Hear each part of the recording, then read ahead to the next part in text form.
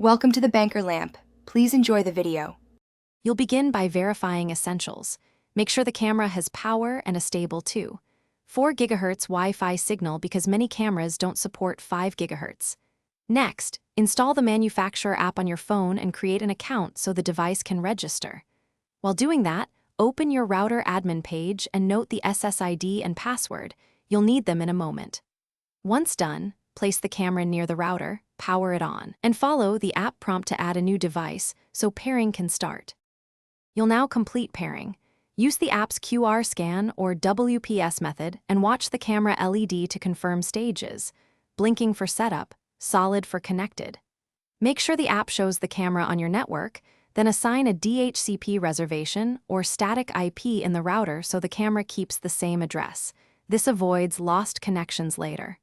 Also, change the default admin password to a strong one and enable automatic firmware updates so the camera stays secure and compatible with the app. To finish, position the camera where it covers entry points or the area you need, then test live view and record a short clip to confirm clarity and angle.